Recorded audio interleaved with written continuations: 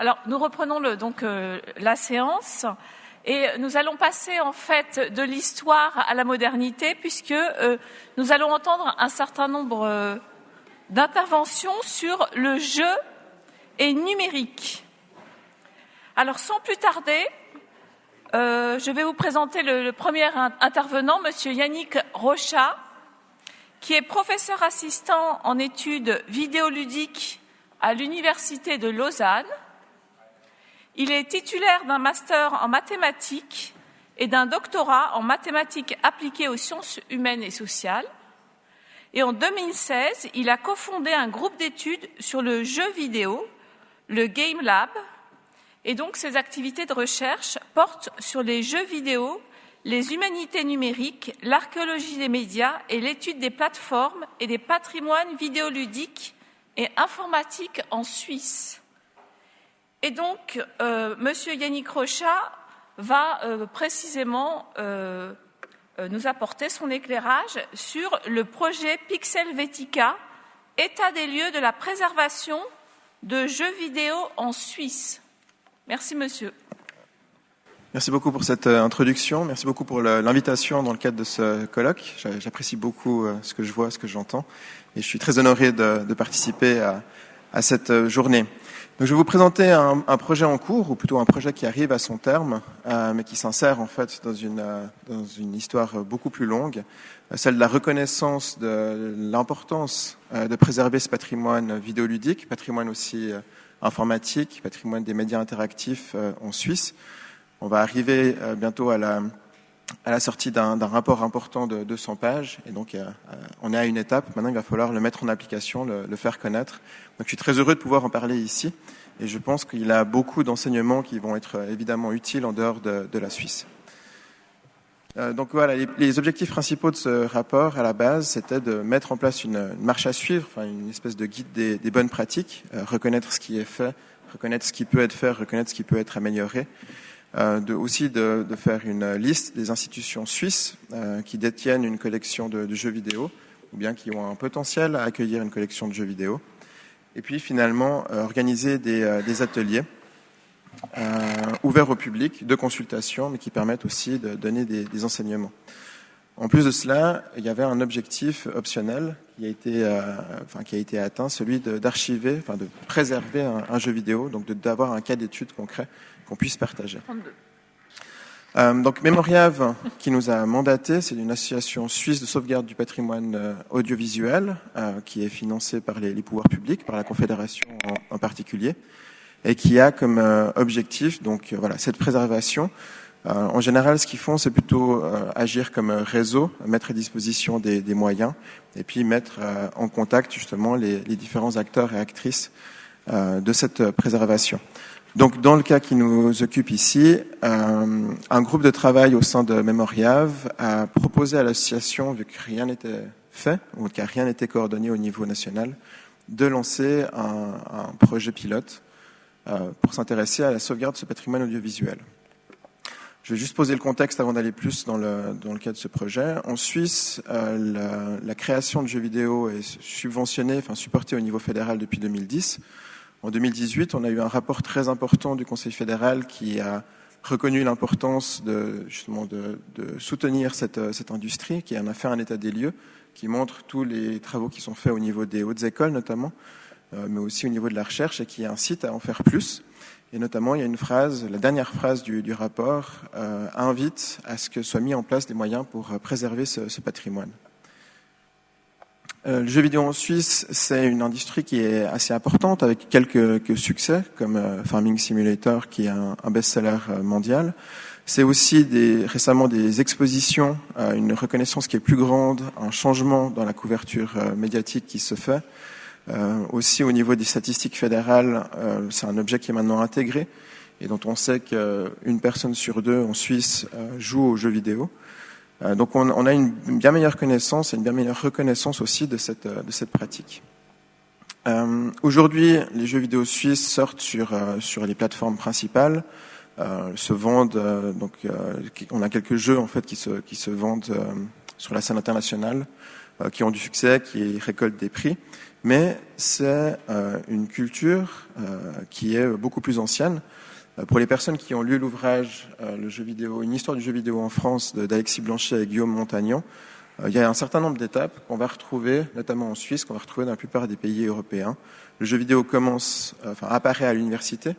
On l'utilise pour apprendre la programmation, on l'utilise pour apprendre à maîtriser la machine informatique. Donc un patrimoine qui en général est déjà perdu. Ici, on a la chance d'avoir certains des acteurs maintenant qui ont passé 80 ans et qui sont encore en vie, qu'on peut interviewer, avec qui on est déjà en contact. Et puis d'autres innovations qui se font à l'université. Tout en haut à droite, vous voyez un jeu de tennis qui a été mis en place entre l'Université de Genève et l'École polytechnique fédérale de Lausanne, qui s'est joué en 1995, qui se joue avec un casque de réalité virtuelle, avec la reconnaissance de mouvement. Donc 2 doctorants, doctorantes, dans 2 laboratoires séparés d'une 60aine de kilomètres, se sont affrontés avec l'information qui transitait en ligne. On a aussi des jeux qui sont passés par la démocine, ou bien par des pratiques plus amateurs. Dans les années 80 à nouveau, quand on commence à acquérir des ordinateurs à la maison, on apprend la programmation en faisant des jeux. On les distribue à 10, 15, 20 personnes. On a actuellement le conseiller fédéral en charge de la culture qui a dit dans une interview qu'il avait programmé des jeux et qu'il les avait enregistrés sur cassette par le passé.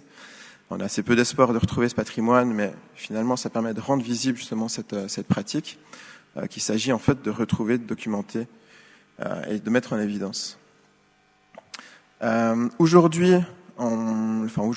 Demain, à partir de 2023, on va commencer un gros projet Synergia, qui est financé par le Fonds national suisse pour la recherche, qui va durer 4 ans et qui va engager 8 personnes à 100%, doctorants ou doctorantes, postdoctorantes, qui vont étudier le jeu vidéo en Suisse au XXe siècle.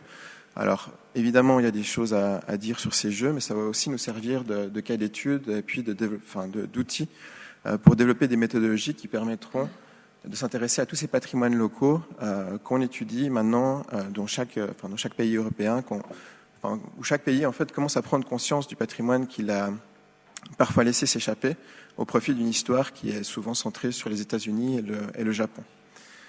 Donc on va pouvoir utiliser l'instrument que je vais présenter aujourd'hui, notamment dans ce projet, et puis qu'on mettra en avant. Alors, je reviens sur les objectifs. Mettre en place une marche à suivre, des bonnes pratiques, sonder qu'est-ce qui est fait aujourd'hui, qu'est-ce qu'on peut faire par la suite, beaucoup interagir en fait avec les personnes sur le terrain, et puis donner des exemples pratiques évidemment. Les personnes qui ont composé l'équipe, on voit c'est une composition assez diverse. 2 archivistes numériques, une historienne et un historien du cinéma, une restauratrice en médias, et puis 2 personnes de l'université, mon collègue Selim Krishan et moi-même. Les partenaires principaux, l'atelier 40A, qui est un atelier de restauration des médias, le Collège des humanités de l'EPFL, qui a été représenté par le Game Lab, et puis le musée Bolo, qui est un musée de l'informatique basé à Lausanne, qui est plutôt centré sur le patrimoine informatique, mais qui a évidemment un intérêt pour la sauvegarde du jeu vidéo, parce que c'est 2 patrimoines qui ont une histoire qui est commune. Alors, pour le calendrier du projet, le projet a été lancé en 2020. Le travail en fait effectif s'est lancé en 2021. On a travaillé une année, un peu plus, à faire un état des lieux, à rédiger le rapport, et il sortira le mois prochain. Donc, parmi les étapes de ce rapport, évidemment, on fait une revue de littérature, et ensuite on est passé par des entretiens. On a eu énormément de chance que toutes ces personnes en fait acceptent de s'entretenir avec nous dans des entretiens d'1 heure à 2 heures. Vous les trouverez parmi les 125 pages de l'annexe du rapport.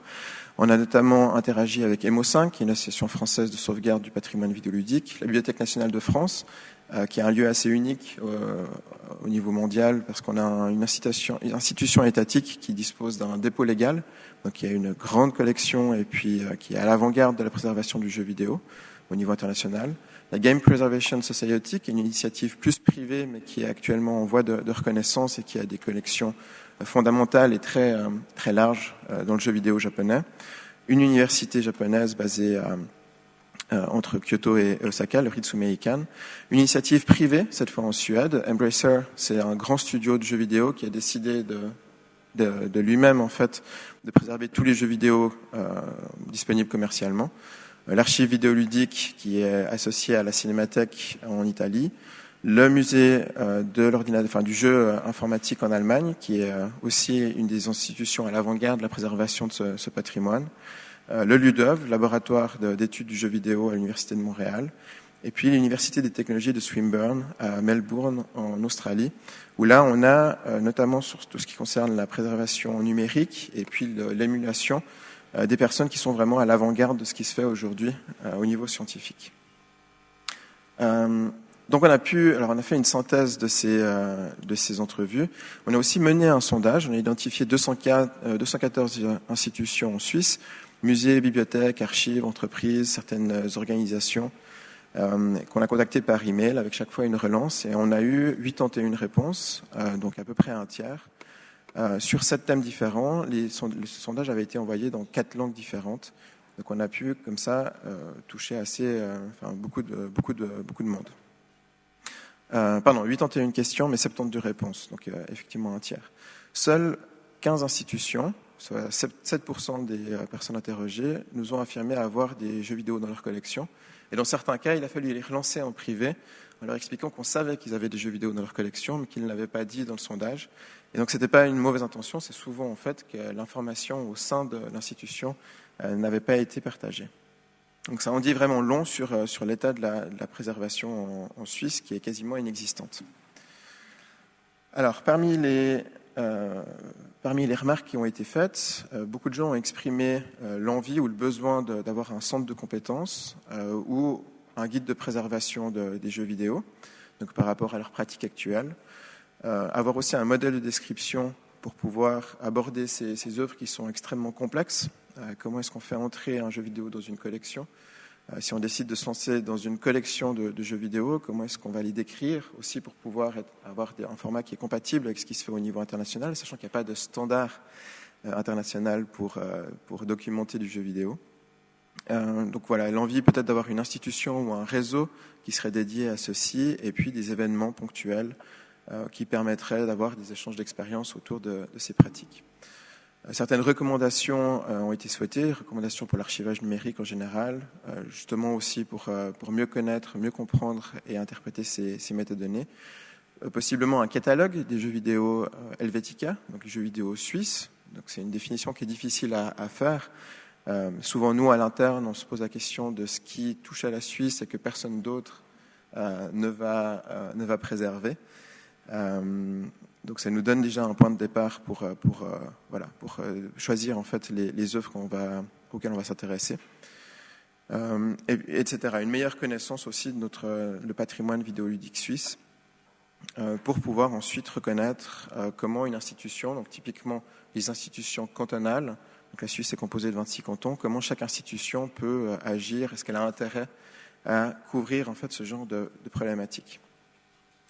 Alors voilà, on est arrivé en conclusion du rapport à une liste de recommandations. On a d'abord identifié 5 interlocuteurs auxquels s'adresser, le politique, les institutions elles-mêmes, les archivistes et les documentalistes, donc là on parle plus des professions, les créateurs et créatrices de jeux vidéo qui sont au premier plan, qui souvent aiment en fait ce patrimoine, souhaitent le préserver et le partager, mais n'ont pas forcément conscience de ce qu'il faut faire pour ceci, ou bien des institutions qui peuvent les épauler.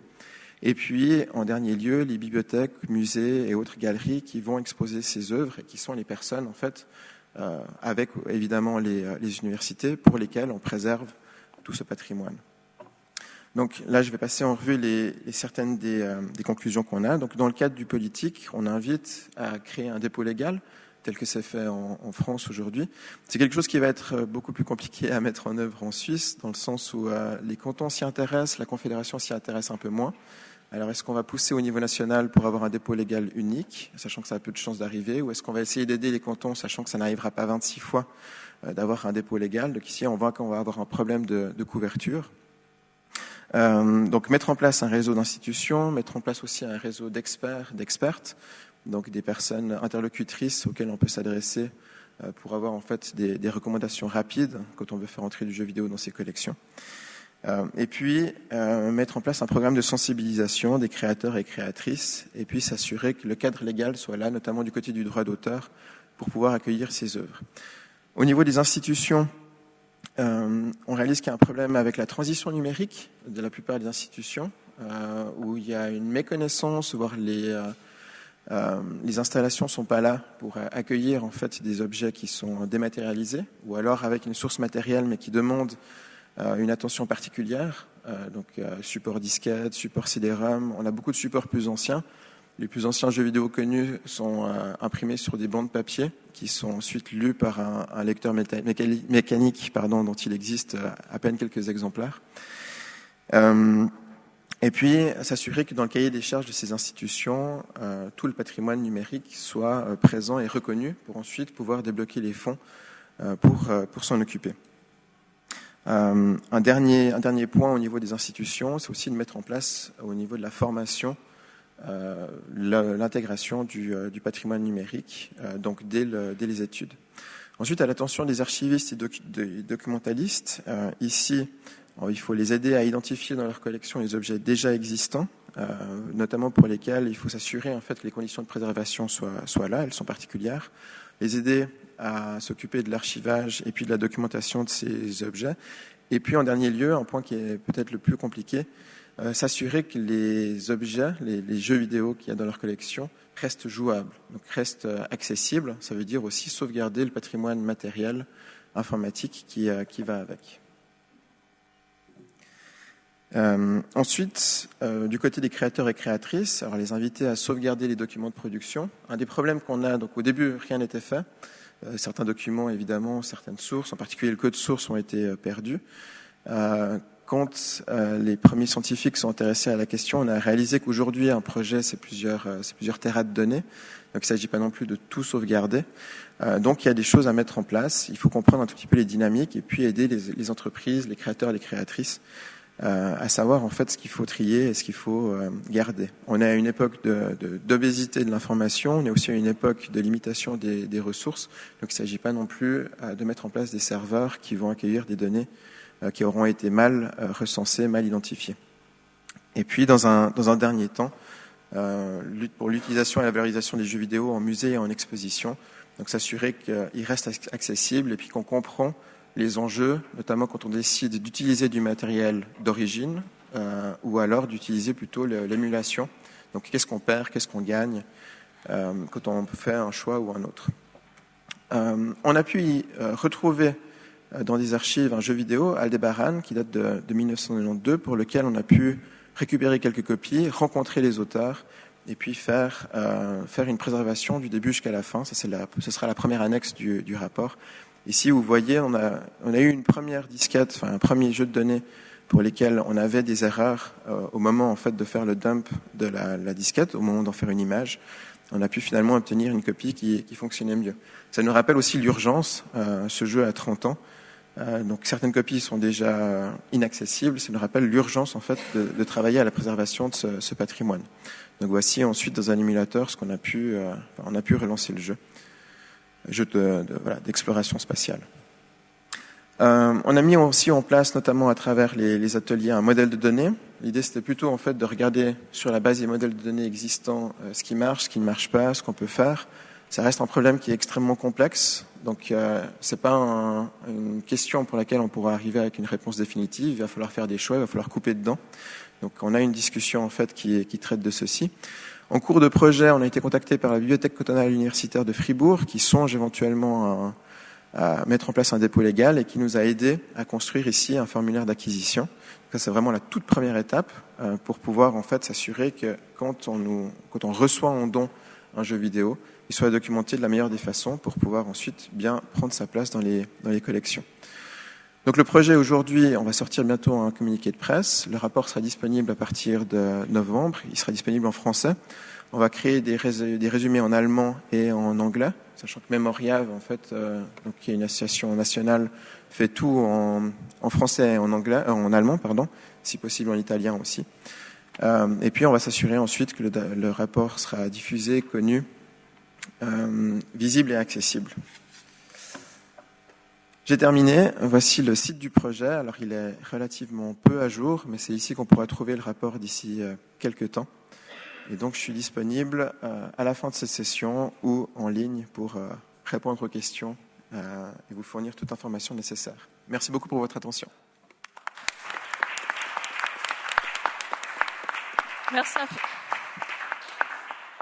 Merci infiniment, monsieur, pour cet exposé qui permet de toucher du doigt l'importance de la préservation des inventions, des pratiques humaines. Enfin, c'est toute la question de l'héritage. Merci bien.